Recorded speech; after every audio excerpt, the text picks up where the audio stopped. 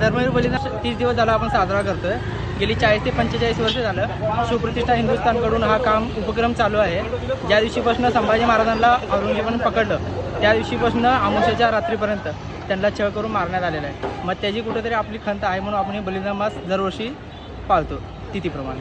हिंदू धर्म की जय जय भवानी जय शिवाजी हर हर महादेव हर हर महादेव. पुण्यश्लोक छत्रपती श्री शिवाजी महाराज की जय. धर्मवीर छत्रपती श्री संभाजी महाराज की जय.